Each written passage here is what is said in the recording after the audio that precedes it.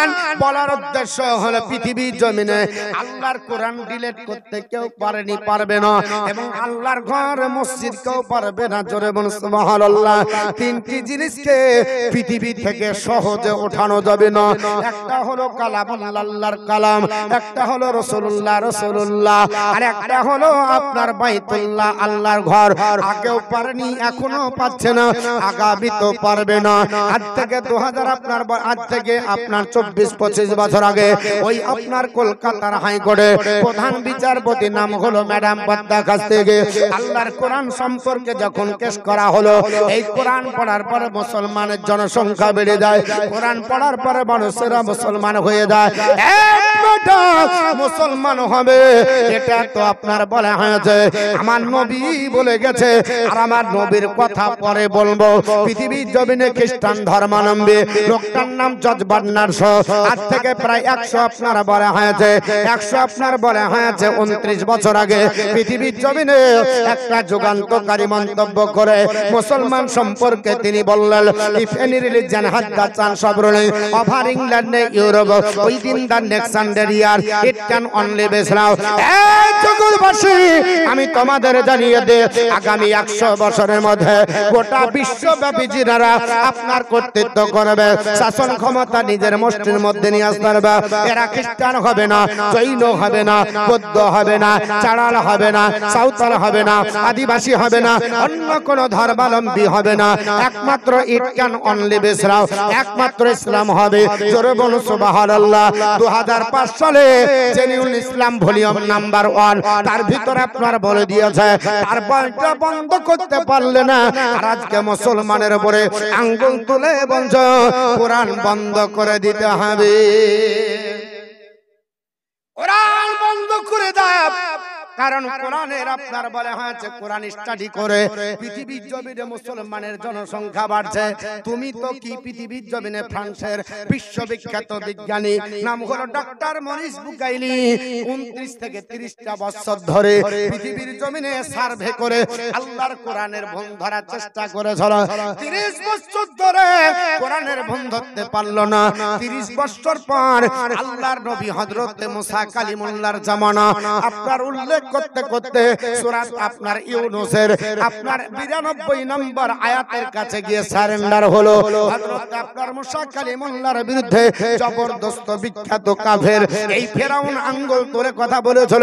ফেরাউনের লাশকে দেখার পরে 30 বছর পর ডক্টর মরিস বুকাইলি আল্লাহর আপনার কোরআনের কাছে নবীর হাদিস পড়ে আপনার নবীর কলমা পড়ে মুসলমান হয়ে গেল। জোরে বলুন সুবহানাল্লাহ। পৃথিবীর জমিনে আমি আপনাদেরকে বোঝাতে চাই, মুসলমান পৃথিবীতে আজকে জনসংখ্যা কম কেন? মুসলমানরা জনসংখ্যা বেশি। এই মুসলমানদেরকে যারা মাটিতে দাবিয়ে দেবার চেষ্টা করেছিল, তারাই দাবিয়ে গেছে।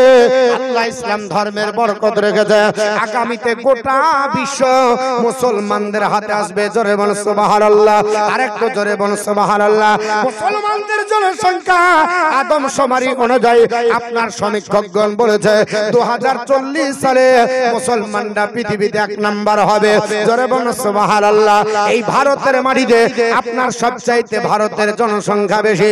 আগে চীন আপনার 1 নাম্বার ছিল, ভারত এখন 1 নাম্বার হয়েছে। এবং ভারতের মাটিতে যত মুসলমান আছে কত মুসলমান অন্য কোন দেশে নাই। সৌদিতে মুসলমান এত নাই।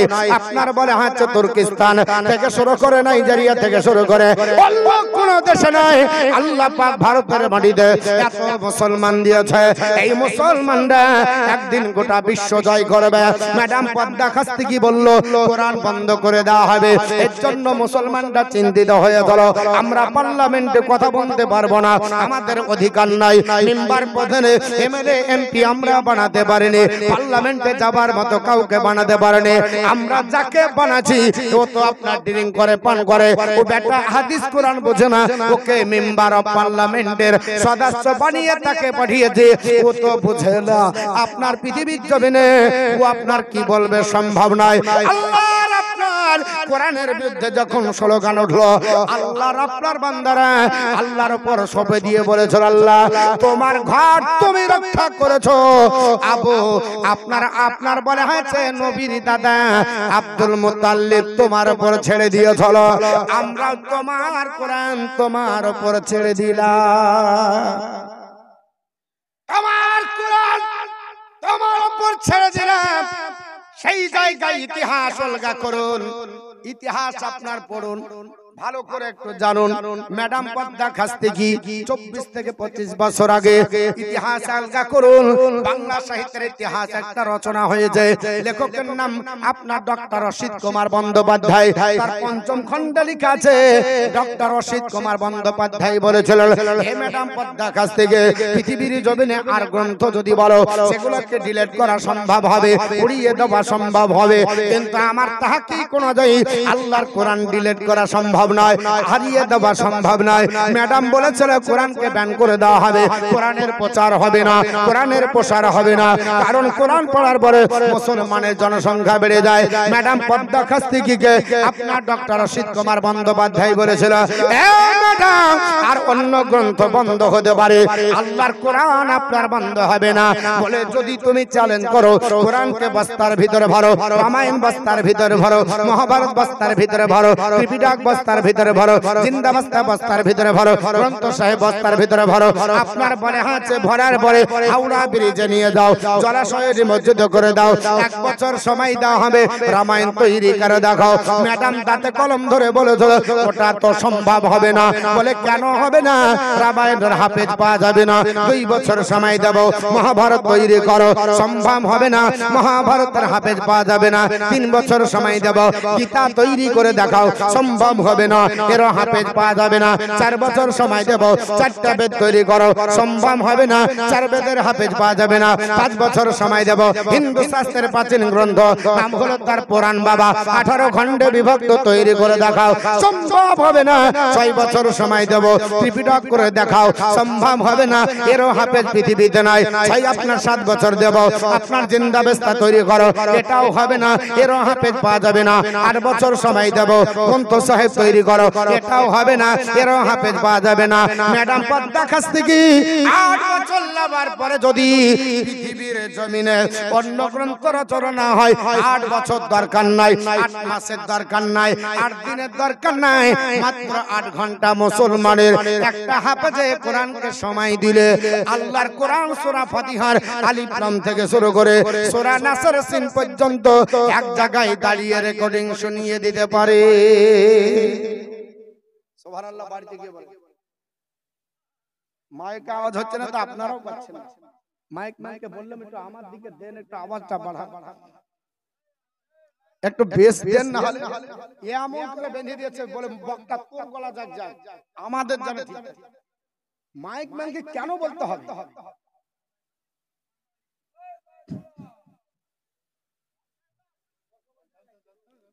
আল্লাহুম্মা সাল্লি আলা মাওলানা মুহাম্মদ ওয়া আলা আলি সাইয়্যিদিনা মাওলানা মুহাম্মদ সাল্লাল্লাহু তাআলা আলাইহি ওয়াসাল্লাম। আমার মুসলমান বলার উদ্দেশ্য হলো কেন আপনার পারবে না? শুনে রেখে দেন, মুসলমান এই জন্য পারবে না, গোটা বিশ্বের আপনার কিতাব যেগুলো আমি বললাম এটা সবাই মোল্লা লিখেছে, আর মোল্লার দায়িত্বে রয়েছে। আমার আল্লাহ পাক বলে শুনে রেখে দাও বান্দা বান্দিরা, আমি আল্লাহর কোরআন কোন মোল্লার বাণী নয়, কোরআন হলো আল্লাহর বাণী। আর এই কোরআন আমি আল্লাহ অবতীর্ণ করেছে মানুষের কল্যাণের জন্য। আপনার নাহনু নাযালনা যিকরা ওয়া ইন্না লাহু লাহাফিজুন। আমার আল্লাহ পাক বলে এক জগৎ বসি আমি আল্লাহ কোরআন আপনার অবতীর্ণ করেছি, আর এই কোরআনের সংরক্ষণ করার দায়িত্ব আমি আল্লাহরই কাছে। জোরে বলুন সুবহানাল্লাহ। মোল্লার উপর আল্লাহ রেখে দেয়নি যে মোল্লা ধ্বংস করে দেবে। পৃথিবীতে বহু জিন আপনার দিন ধরে আপনার কোরআনের বিপক্ষে স্লোগান দিয়েছিল। আপনারা জানেন পৃথিবীর জমিন থেকে সালমান ফার্সি বলে একজন আপনার নামধারী মুসলমান বড় সাহিত্যিক হিসাবে পৃথিবীতে বিবেচিত হয়েছিল। অক্সফোর্ড বিশ্ববিদ্যালয় থেকে বড় ডিগ্রি নিয়ে এই পৃথিবীর জমিনে আপনার বলে হয়েছে আবর্তন হয়েছিল। এই লোকটা আপনার বলে হয়েছে জ্ঞানকে অপব্যবহার করে আল্লাহর কোরআনের বিরুদ্ধে স্লোগান দিল। কোরআনকে দা স্যাটানিক ভার্সে শয়তানের বাক্য বলে আখ্যায়িত করলো। আমার আল্লাহ পাক কোরআনের ঐতিহ্য রেখে দিল। আর আপনার সালমান রুশদিকে আল্লাহ নাস্তানাবুদ করে পৃথিবীর ইতিহাস থেকে আল্লাহ চিরদিনের জন্য মুছে দিয়েছে। বাংলাদেশের আপনার বলে হয়েছে ওই রজব আলীর মেয়েটার নাম হলো তাসলিমা নাসরিন পৃথিবীর জমিনে আল্লাহর আপনার নবীর বিরুদ্ধে আপনার স্লোগান দিয়েছিল, আল্লাহর নবীর বিরুদ্ধে আঙ্গুল তুলেছিল। মসজিদ মাদ্রাসার বিরুদ্ধে বলল। আল্লাহর ঘর মসজিদে যখন আজান হয় এই আপনার তাসলিমা নাসরিন বলেছিল আল্লাহর ঘরে যখন আজান হয় আমার মনে বলে বেশ্যা নারী তার আপনার যৌন চাহিদা মেটানোর জন্য আহ্বান করছে। জোরে বলুন আস্তাগফিরুল্লাহ। আমার আল্লাহ পাক মার দিল। এ আপনার তাসলিমা নাসরিন আমি ছাড় দিই কিন্তু ছেড়ে দিই না। তুই আবার আপনার বলে হয়েছে ঘরের বিরুদ্ধে আঙ্গুল তুলেছে, নবীর বিরুদ্ধে আঙ্গুল তুলেছি। আমি আল্লাহ তোকে আপনার বিছানায় প্যারালাইসিস দিয়ে গোটা আপনার জগৎকে দেখিয়ে পোকা দিয়ে তোকে খাওয়াবো। আমার আল্লাহ পোকা দিয়ে পৃথিবীর জমিনে নাস্তানাবুদ করে দিয়েছে।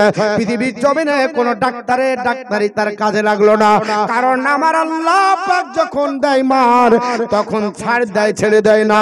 আল্লাহর মার আপনার বলে হয়েছে বড় মার হয়ে যায়। মুসলমান পৃথিবীর জমিনে এ মুসলমান যদি আল্লাহর হয়ে যায় আল্লাহর ঘর দখল করতে পারবে না, মসজিদ দখল হবে না, খানকা দখল হবে না। এই আপনার বলে হয়েছে জমি জায়গায় সরকারের কোনো বাপের সম্পত্তি নয় যে মুসলমানদের আপনার অকাব্যের সম্পত্তিকে দখল করে নেবে। কিন্তু মুসলমান আমরা আল্লাহ থেকে দূরে আমার আল্লাহ পাকের যদি গোলাম হয়ে যায় আল্লাহ মুসলমানদের সাহায্য করবে। পৃথিবীর জমিনে আজ বর্তমান যুগে আমাদের মুর্শিদ আহমদে আপনার বলা হয়েছে কাটরা মসজিদ বলে একটা মসজিদ আছে। এই মসজিদটি আপনার বলে হয়েছে দেখলে আপনার কলিজা থেকে ব্যথা বের হয়ে যায়। হায়রে মসজিদ তৈরি হয়ে গেল, আজও মসজিদের চতুর্দিকে বড় বড় মিনার দেখা যায়, কিন্তু মুসলমান আজকে সহ্য করে কি করে? আপনার যুবক আর যুবতীদের মিলন মেলার করে দিয়েছে। পৃথিবীর জমিনে মসজিদ যেখানে একবার হয়ে যায় আমার আল্লাহ কিয়ামত পর্যন্ত সেটা মসজিদ বানিয়ে রেখে দেয়। কারণ নবী বলেছে আমার উম্মত উম্মতানি রাজুলুন কলবুহুল মুআল্লাকুন ফিল মসজিদ। আল্লাহর আপনার বান্দা বান্দি মসজিদের সঙ্গে হৃদয় যদি লাগিয়ে দাও আমি আল্লাহ নবী বলছি তোমার জায়গাটা আমার আল্লাহ আরশের নিচে বানাবে। জোরে বলুন সুবহানাল্লাহ। মসজিদে যাবেন বর্তমান মুসলমানদের ছেলেরা আর আপনার ইয়ং ছেলে আর মেয়েরা আপনার ওই মসজিদে গিয়ে আপনার জুতো পেয়ে দিয়ে ঘুরে বেড়ায়। লজ্জা করা দরকার আছে। আল্লাহর ঘরে মসজিদে তুমি ইহতারাম বুঝলে না, সম্মান তুমি বুঝলে না। মুসলমানদের ঘরে ছেলেরা সেলফি তোলার পরে ফেসবুকে দেয়, হোয়াটসঅ্যাপে তারা কমেন্ট করে এই দেখো কাটরা মসজিদ থেকে ছবি তুলছে, পায়ের নিচে গোবরের আপনার জুতো, আপনার কত আপনার নোংরা লেগে আছে। আল্লাহর ঘর একবার যেদিন হয়ে যায় ওটা কিয়ামত পর্যন্ত মসজিদ হয়ে যায়। ওই মসজিদে আর কোনোদিন আপনার অন্য কোনো কিছু করা যাবে না, কারণ মসজিদের সম্পর্ক আমার আল্লাহর সঙ্গে। কার সঙ্গে? জোরে বলেন। আল্লাহর ঘর আল্লাহর সঙ্গে সম্পর্ক আবাদ হোক আর না হোক কিয়ামত পর্যন্ত সেটাই মসজিদ বলে বিবেচিত হবে। আজ মুসলমান কেন আপনি আপনার বলে হচ্ছে সেই মসজিদে আপনার যাবার পরে কেন জুতো পেয়ে দিয়ে ঘোরেন? আপনি মুসলমান যদি ওখানে না যেতেন তাহলে মুসলমানরা যদি আপনার ওখান থেকে পরহেজ করত ওই মুসলমানদের মসজিদটাকে তারা এইভাবে অপব্যবহার করে আপনার বলে হচ্ছে করতে পারতো না। আজকে পৃথিবীর জমিনে মুর্শিদ কুলি খার আপনার জাবান বানায় এই মসজিদটা তৈরি হলো, এই মসজিদকে অনাবাদ করে অচাল করে রেখে দেওয়া হলো। আপনার বলা হয় যে পৃথিবীর জমিনে যত মসজিদ আছে মুসলমানরা তৈরি করেছে আর মসজিদের উপর আপত্তিকর মন্তব্য করে অনাবাদ করে রেখে দিয়েছে। দিল্লির জামে মসজিদের উপরে আঙ্গুল তুলেছে জানেন বাবা, দিল্লির জামে মসজিদ আপনার তৈরি করেছে আপনার বলে আছে বাদশাহ, আপনার বলে আছে শাহজাহানের আমলে, যিনি পৃথিবীর জমিনে আপনার তাহাজ্জুদের নামাজ কোনোদিন কাজা করলেন না। এত বড় মুস্তাকির, এত বড় আপনার আল্লাহ ওয়ালা একজন জিন্দা ওলি আপনার মসজিদ তৈরি করলেন। ওই দিল্লির জামে মসজিদে হাজার হাজার লোক যাওয়ার পরে দর্শন করে দেখার জন্য, তারা আপনার মুসলমানদের ঐতিহ্য নষ্ট করে দেওয়ার জন্য দিল্লির জামে মসজিদের উপরে আপত্তিকর মন্তব্য করেছে। আপনার কিছুদিন আগে আপনারা দেখেছেন পেপার পত্রিকায় রাতারাতি আপনার বলে হ্যাঁ আদিনার সেই আপনার আদিনা মসজিদে আপনার একটা মূর্তি রেখে দেওয়া হয়েছিল, সেটা প্রমাণ হয়েছে। তা সত্ত্বেও তাকে গ্রেফতার করা হলো না, তা সত্ত্বেও কোনো আপনার আইনের পদক্ষেপ নেওয়া হলো না। একটাই কারণে মুসলমানদের দুর্বল থাকার কারণে, মুসলমানদেরকে আল্লাহ থেকে দূরে আপনার থাকার কারণে আজ মুসলমানদের ঐতিহ্যর মসজিদ আদিনা মসজিদ, ওই মসজিদটা দেখলে আপনার দিল আপনার মদিনার আপনার নবীজির আপনার বলে হাতে গড়া মসজিদে নববীর কথা স্মরণ হয়ে যাবে। আল্লাহর নবীর হাতে গড়া মসজিদ, মসজিদে নববী যারা দেখে এসেছেন, আমি ভাই আপনার দর্শন করেছি, আপনারাও যাবেন যদি আপনাদের সৌভাগ্য হয়। এই আপনার বলা হচ্ছে মদিনায় আল্লাহর নবীর হাতে গড়া মসজিদ, মসজিদে আপনার নববী এক ওয়াক্ত নামাজ যদি পড়েন, আমার নবী বলেছে 50,000 ওয়াক্তের সমান নাকি আমার আল্লাহ মন নামাই দেবে। এই মসজিদের স্ট্রাকচারে মসজিদ হলো আপনার মালদাহার আদিনা মসজিদ, এর বিশাল ইতিহাস আছে। বর্তমান যুগে না বলছে না, আমাদের আপনার দাবি করেছে পৃথিবীর জমিনে ওই মসজিদে এখন গরু বাঁধা হয়। আপনার গিরিলে দেখবেন যদি কেউ আপনার যান এবং শুকুর বেঁধে রাখে, যারা মসজিদের আশেপাশে আছে সবগুলোই হচ্ছে আপনার শুকুর পোষালক, আপনার গরু পোষালক। এরা আপনার বলে হয়েছে গরু পোষে মসজিদকে নাপাক করে রেখে দেয়। আল্লাহর ঘর যদি নাপাক করে কিয়ামতের দিন হিসাব দিতে হবে কিনা। এই মসজিদের ইতিহাস একটু ভালো করে যদি জানা যায়, আল্লাহর আপনার বান্দা বাদশা সেকেন্দার শাহ তৈরি করেছিলেন। একটু ইতিহাস বলি তাহলে আপনাদের মগজ সাফ হয়ে যাবে। এই মসজিদ তৈরি করার পিছনে অনেক রহস্য লুকিয়ে আছে। আল্লাহর বান্দা বাদশা সেকেন্দার শাহ একদিন অসুস্থ হয়ে গেলেন। আপনার এমন অসুস্থ হলেন, পেটের যন্ত্রণা, ব্যথা বেদনা, আপনার ডাক্তার দেখালেন, কোন ডাক্তারের ডাক্তারি চললো না। কবিরাজ দেখানো হলো, কবিরাজের কবিরাজি চললো না। হাকিম দেখানো হলো, হাকিমের হিকমত চললো না। উকিল দেখানো হলো, উকিলের ওকালতি চললো না। এই বাদশা সেকেন্দার শাহ আপনার কিং কর্তব্য বিমূঢ় হয়ে গেলেন, আপনার ছোটাছুটি করতে লাগলেন। বাদশা সেকেন্দার শাহ আপনার মন্ত্রী মহোদয়দেরকে নিয়ে ডাক দিয়ে বললেন, এ মন্ত্রী মহোদয়, এমন একটা অসুখ হয়েছে, সারা রাতের ঘুম হারাম হয়ে যায়, পেটের ব্যথায় ছটফট করি, আপনার বাচ্চা ছেলের মতো আপনার বিছানায় গড়াগড়ি করে। মন্ত্রী মহোদয় তোমরা আমাকে পরামর্শ দাও। মন্ত্রী মহোদয়রা আপনার সিদ্ধান্ত করলো বড় বড় ডাক্তার দেখাতে হবে, বড় বড় কবিরাজ দেখাতে হবে, বড় বড় হাকিম উকিল দেখাতে হবে। তাই তাদের পরামর্শ অনুযায়ী অনেক আপনার পর্যবেক্ষণ করে, অনেক আপনার দৌড়াদৌড়ি করার পরে আপনার ডাক্তারি দেখানো হলো, কিন্তু কোনো কাজ হলো না। অবশেষে আপনার ক্লান্ত হয়ে আর বাদশাহী তো কাজ ভালো লাগে না, একদিন পড়ে আছে ওই জমিনে লটপাট করে। একজন ফকির আসার পরে ডাক দিয়ে বলল, বাদশা, হে বাদশা সেকেন্দার শাহ, এইভাবে ছটপট কেন করো? বলে আমার পেটের যন্ত্রণা ভালো হয় না। বলে ভালো হতে পারে, তোমাকে ওষুধের অনুপান তৈরি করতে হবে। একজন হাফেজে কোরআনের কলিজা ভাজা রক্ত দিয়ে জোরে বলেন আস্তাগফিরুল্লাহ। ফকির বলল, একটা কলিজা ভাজা দিয়ে রক্ত দিয়ে ওষুধের অনুপান তৈরি করতে হবে, তাও ওটা যেন হাফেজে কোরআন হয়। হাফেজে কোরআন লাগবে, বাপ থাকবে না, মা থাকবে না, এরকম একটা ছেলে লাগবে। বাদশার ব্যাপার। বাদশা সেকেন্দার বলল, এটা কোনো ব্যাপার হলো? মন্ত্রী মহোদয় লেগে যাও, গোটা পশ্চিমবঙ্গের মাটিতে তন্ন তন্ন করে খোঁজো। মালদা, মুর্শিদাবাদ, বীরভূম, বাঁকুড়া, হাওড়া, হুগলি থেকে শুরু করে 24 পরগনা থেকে জলপাইগুড়ি, কুচবিহার থেকে শুরু করে গোটা পশ্চিমবঙ্গ তন্ন তন্ন করে খুঁজে একটা হাফেজে কোরআন পাওয়া গেল না, যার বাপ নাই মা নাই, সেই ছেলেটাকে ধরে লেসবে, কারণ কোলে মারবে, কেউ কুশানি দিবে না। দেবে দেবে আমার ছেলেকে আমার দেব, কখনো দেব না। শেষ পর্যন্ত পৃথিবীর জমিনে গোটা পশ্চিমবঙ্গের মাটি তন্ন করে পাওয়া গেল না। অবশেষে বাংলাদেশের ব্রাহ্মণবাড়িয়ায় যাওয়া গেল। ব্রাহ্মণবাড়িয়া থেকে আল্লাহর একটা হাফেজ কোরআনের সন্ধান পাওয়া গেল, যিনি আপন চাচার কাছে লালিত পালিত হয়। ছেলেটা আপনার টকবগে চেহারা, ছোট্ট বাচ্চা ছেলে, বেশি নাই, 10 থেকে 12 বছর বয়স হবে। আল্লাহ ব্রেন বুদ্ধি ভালো দিয়ে চলো, 10 থেকে 12 বছরে আল্লাহর কোরআনের হাফেজ হয়ে যায়। আল্লাহর বান্দাকে ধরে নিয়ে আসা হলো এই মালদাহারা দিনা 60 মিনিট রাত্রি বেলায় রাখা হলো। মন্ত্রী মহোদয়ের পরামর্শ অনুযায়ী এই আদিরা মসজিদের ইতিহাস আপনাদেরকে একটু জানিয়ে দিই। আপনার ছেলেটাকে ধরে রাত্রি বেলায় জেলখানায় বন্দী করা হলো। মন্ত্রী মহোদয়দের সঙ্গে পরামর্শ করা হলো, আমার পেটের ব্যথা ভালো করতে হবে, তাতে একটা মানুষ মার্ডার হোক বাবা। আল্লাহর কোরআন বলেছে না না, আন-নাফসা বিন-নাফসি ওয়াল আইনা বিল-আইনি ওয়াল আনফা বিল-আনফি ওয়াল উযুনা বিল-উযুনি ওয়াস সিন্না বিল-সিন্নি। পরে আল্লাহর বান্দা বান্দি যদি কেউ কাউকে অন্যায় ভাবে মেরে দেয়, প্রাণের বদলে প্রাণ দিতে হবে, নাকের কানের বদলে কান দিতে হবে, দাঁতের বদলে দাঁত দিতে হবে। আপনার বলে হাতে আপনার নাকের বদলে নাক দিতে হবে। যে যতটুকু আপনার ক্ষতি করে দেবে, ততটুকু ইসলামিক কাজী তার বিচার করে আপনার ক্ষতি পূরণ দিতে হবে। আল্লাহর আপনার কোরআন অনুযায়ী বিচার হবে।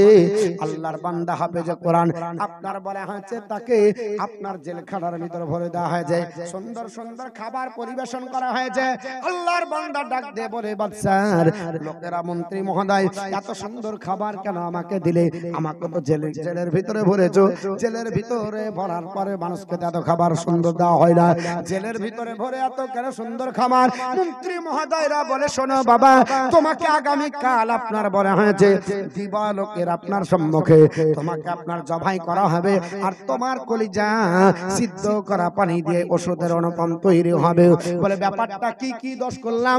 আমার বাপ নাই মা নাই, আমার আত্মীয় স্বজন কেউ নেই, আমাকে ধরে নিয়ে এসেছো চাচার কাছ থেকে কিনে, আমাকে এইভাবে নির্মম ভাবে হত্যা কেন করবে? আমি তো কারো অন্যায় করিনি। বলে, অন্যায় করনি, বাদশার একটা অসুখ হয়েছে, কোন ডাক্তারি ভালো হয় না, কবিরাজের কবিরাজিতে ভালো হয় না, হাকিমের হিকমত ভালো হয় না, উকিলের উকালতিতে ভালো হয় না, এর জন্য তোমার কলিজা ভাজা সিদ্ধ করা পানি দিয়ে ওষুধের অনুপম তৈরি করবে। একজন ফকির তত্ত্ব দিয়েছে। আল্লাহর বান্দা বলল, খাবার খাবো না, আমার মাওলাকে আগে রাজি করব, তারপর খাবার খাবো। কত খেলা খেলা গো মাওলা, তোমার শিকের বাজারি আসি কমা সুখের খেলা, অন্য বুঝবে কি করে, তোমার শিকের বাজারি। কত খেলা খেলা গো মাওলা, তোমার শিকের বাজারে, আপন দোস্তকে বাঁচাবারে তাহারে, দেখো রাস্তা হয় পা নির্ভীত হরে, দোষ তো বাঁচে দোষ মনে মারে, দোষ তো বাঁচে দোষ মনে মারে, খেলা পানির ভিতরে তোমার শিখের বাজারি। কত খেলা খেলা গো মাওলা, তোমার শিখের বাজারি। আল্লাহর বান্দা পৃথিবীর জমিনে কোরআন খুলে দিলেন, 10 থেকে 12টা বছর বয়স। আল্লাহর বান্দা বলল, আল্লাহ তুমি কোরআনে ওয়াদা করেছো, আল্লাহ পৃথিবীর জমিনে তোমাকে ডাকলে তুমি সাড়া দাও। বান্দাকে তুমি বলেছ, উনি বান্দা ডাকো, আস্তাজিব লাকুম, আমি তোমার ডাকে সাড়া দেব। আল্লাহ তোমাকে রাত্রি বেলায় ডাকলাম, নিরালায় নির্জনে বসে ডাকো, নিশির এসেছি। আল্লাহ তোমার কাছে চাই। আল্লাহ কোরআনে বলেছে, আপনার আমি আল্লাহর কাছে চাওয়ার মাধ্যম হলো নামাজ আর ধৈর্য। আইয়ুহাল্লাযীনা আমানুস্তাঈনু বিস-সাবরি ওয়াস-সালাহ। হে ঈমানদার বান্দা বান্দিরা, আমি আল্লাহর কাছে চাও নামাজ আর ধৈর্যের মাধ্যমে। জোরে বলুন। আল্লাহর বান্দা কোরআন খুলে দিল, কোরআন পড়তেছে, কোরআন পড়ার পরে গভীর রাত্রিতে হয়ে গেছে, আমার আল্লাহর জন্য নামাজের দণ্ডায়মান হয়ে গেল। আল্লাহ তোমার নবী বলেছে রাত্রি জাগরণ করো আল্লাহর জিকিরের মাধ্যমে। তুমি বলেছো আমার আপনার প্রেমিক প্রেমিকা বান্দা বান্দি তারা যারা রাত্রি কাটাবে কে আমার সাজদায়, আমার আল্লাহ বলেছে আপনার বলা আছে ওয়াল্লাযিনা ইয়াবিতুনা লিরাব্বিহিম সুজদান ওয়া কিয়ামা and those who believe who spend their night purely standing before their Lord। আমার প্রেমিক প্রেমিকা বান্দা বান্দি তারা হবে যারা রাত্রি কাটাবে কিয়াম মানে নফল নাফতার নামাজ পড়ে আর সিজদা করে, তারা হলো আমার প্রেমিক প্রেমিকা। আল্লাহ যদি তোমার প্রেমিক প্রেমিকার ভিতরে আমি থাকি, আজ আমি দোয়া করেছি আমার দোয়া আল্লাহ তুমি কবুল করে দাও। আল্লাহ রিটার্ন দেবে না। আল্লাহ আর আপনার বান্দা আপনার হাফেজে কোরআন হাত তুলে আপনার মোনাজাত করে চোখের পানি ছেড়ে আপনার কান্না করে আর জেলখানার ভিতরে মাটি ভেজে দেয়, আমার আল্লাহকে ডাক দিয়ে বলে আল্লাহ আমার প্রাণ যদি চলে যাবার আপনার সময় হয়ে যায়, আমি আপনার হাজার চেষ্টা করলে আমার প্রাণে কেউ বাঁচাতে পারবে না। আর তুমি যদি আমার প্রাণ নাশ করার কোনো ক্ষমতা কাউকে না দাও, তাহলে আমার এই জায়গায় কেউ আমাকে প্রাণ নাশ করতে পারবে না। আল্লাহ তুমি হায়াতের মালিক, আল্লাহ তুমি মওতের মালিক। আল্লাহ তোমার কাছে আমি দরখাস্ত করলাম, একটাই কারণে দরখাস্ত করছি, আমার আপনার রক্তে হাতকে রঞ্জিত করে জাহান্নামে চলে যাবে বাদশা, কিন্তু আল্লাহ এটা তো কাবিরা গুনার কাজ। এই জন্য তোমার কাছে ডাক দিয়ে বলি আল্লাহ যদি আমি তোমার সত্য বান্দা হয়, কোরআন যদি সত্য হয়, আল্লাহ তোমার কাছে ডাক দিয়ে বলি বাদশার চিরদিনের অসুখ ভালো করে দাও। আল্লাহর কাছে মানব দরবারে হাত তুলে দোয়া করে বাদশা সেকেন্দার সাহেব সারা রাত্রি আপনার জেগে আছে, কোন দরবারে রাত্রিতে কেউ ঘুম দিতে পারে না। রাজপ্রাসাদ থেকে বাড়িয়ে জেলখানার দিকে লটপট করে আর চলে যায়। জেলখানার দিকে আপনার লক্ষ্য পড়ে গেল, আরে জেলখানায় আপনার বলে হাঁচে কে রোনা জারি করে, কে কান্না করে। দেখা গেল হাফেজে কোরআন আল্লাহর কাছে চোখের পানি ছেড়ে কাঁদি। আমার আল্লাহ পাক বলেছে রাজুলুন যাকারাল্লাহু খালিয়ান ফাফাদাত আইনাহু। নবী বলেছে যারা পৃথিবীর জমিনে চোখের পানি ছেড়ে কান্না করবে, আমার আল্লাহ তাদের জন্য আরশের নিচে জায়গা বানিয়ে দেবে। জোরে বলুন সুবহানাল্লাহ। আল্লাহর বান্দা রাত্রি বেলাতে চোখের পানি ছেড়ে কাঁদে আর বলে মাবুদ গো আমি চলে যাব, আমার এতে আপত্তি নাই। আল্লাহ আমার ইন্তিকাল হয়ে যাবে, এতে আমার কোনো আপত্তি নাই, কিন্তু তোমার একটা বান্দা আমাকে রক্তাক্ত করে জাহান্নামে যাবে। আল্লাহ তুমি তার অসুখ যদি ভালো করে দাও, আমাকে প্রাণে বাঁচিয়ে দেবে এবং সেও কাবিরা গুনাহ থেকে বেঁচে যাবে। আমার আল্লাহর দোয়া কবুল হয়ে গেল। বাদশা সেকেন্দার শাহ সেইখান থেকে আপনার রিটার্ন চলে গেল। আপনার মনে মনে চিন্তা করলো হারে যাকে আপনার কতল করার জন্য কলিজা ভাজা সিদ্ধ করা পানি দিয়ে আমি ওষুধের অনুপম তৈরি করব বলে যে বাচ্চাটাকে নিয়ে আসলাম, বাপ নাই মা নাই, মাউর সন্তান কেউ তার পাশে দাঁড়ায়নি, কেউ তাকে মারার জন্য বাধা দিল না। আমি আপনার নিয়ে এসেছি, সে বাচ্চাটা আমার হয়ে কান্না করে।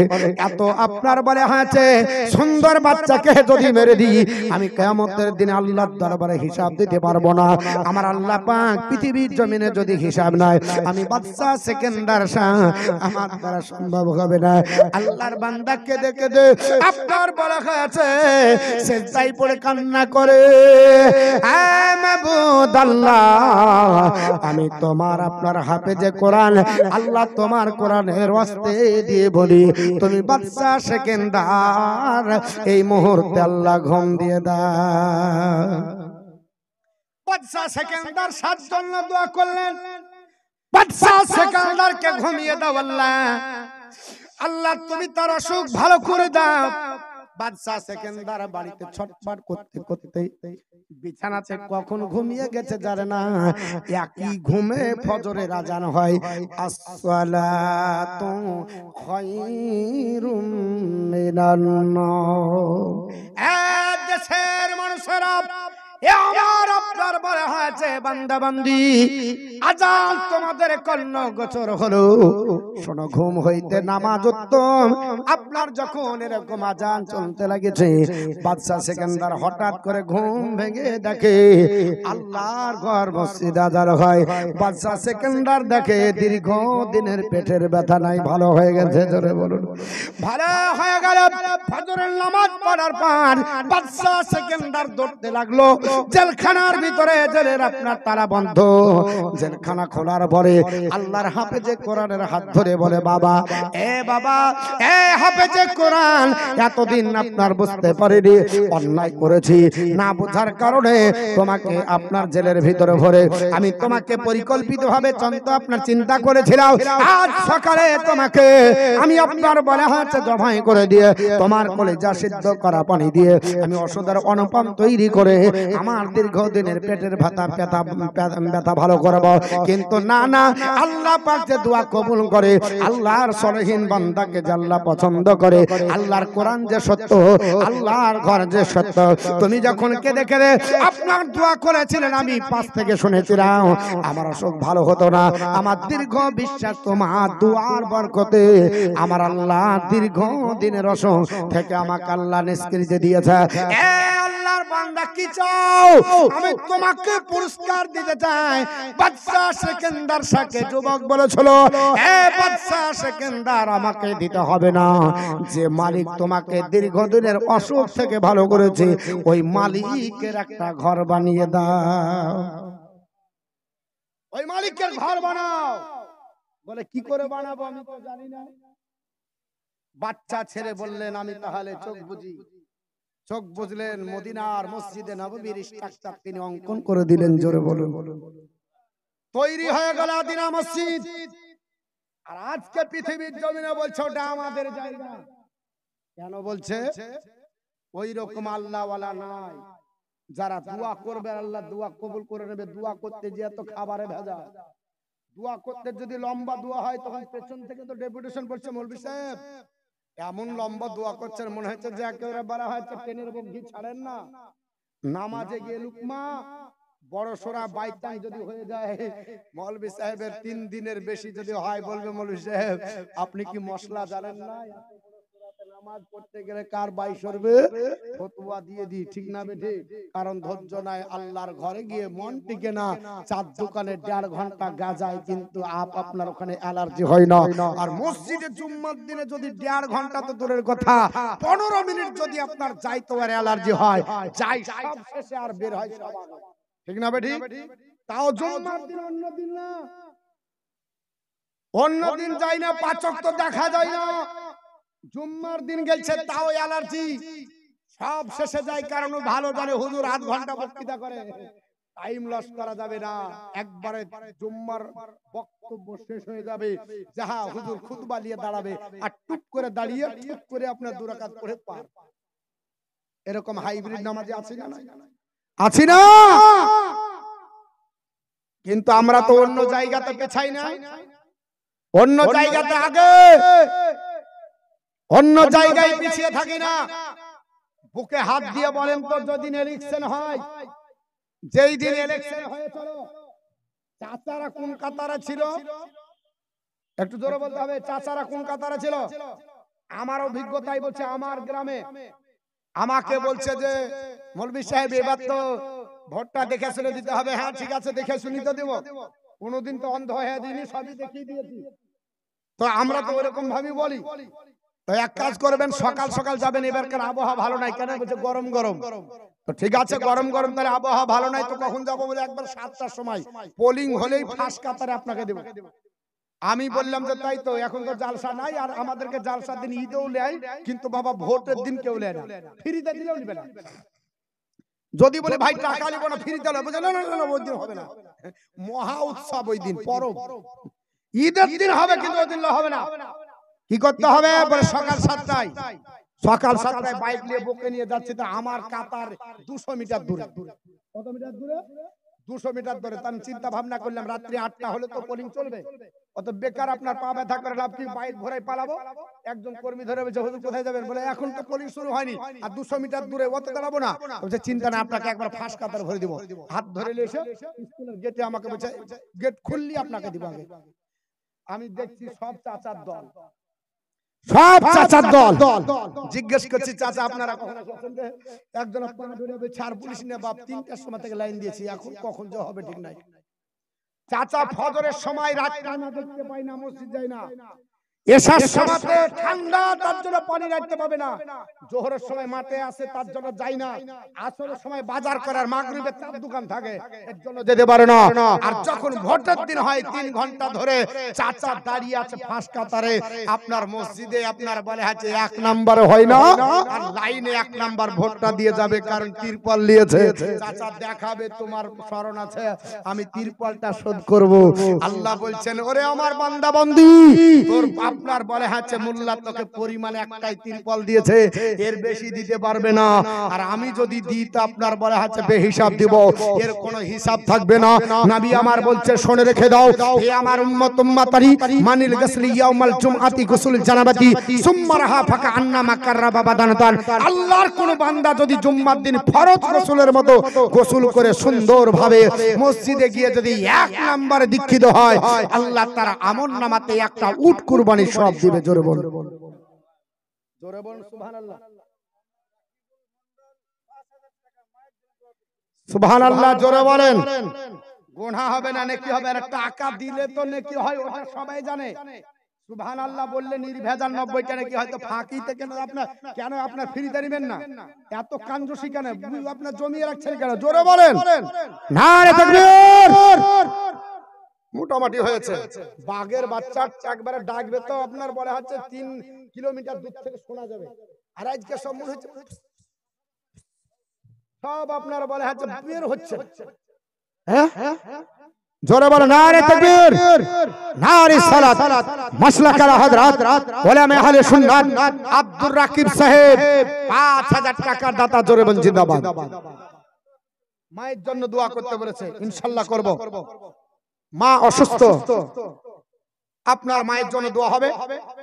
কিন্তু আমি আপনাকে বলবো মসজিদের ফজিলত এবং মসজিদের সম্পর্কে আমি আপনাদের কাছে এই কথাগুলো বলছি কেন? আজ আমরা আপনার মুসলমান, আমরা অনেক দূরে। আমার কথা হয়তো কাউকে খারাপ লাগতে পারে, কেউ ভাবতে পারেন যে মৌলভী সাহেব হয়তো রাজনীতি করে। না, আমি রাজনীতির ধারে যাই না। রাজনীতি আমার পছন্দ হয় না, কারণ যে পিটি শুনবো কিছু না কিছু গন্ধ বের হবে। কারণ এ ভালো মানুষ ভালো থাকতে পারে না, আগাছার দল ওখানে থাকবে। আর আগাছা আপনাকে আপনার এমন করে পাকাবে, শেষ পর্যন্ত আগাছার কথায় আপনি চলবেন। এর জন্য ভাই ওই দিক থেকে আমরা দূরে থাকি। আলিম ওলামা কিন্তু যেটা কথা বলছে এটা বাস্তব।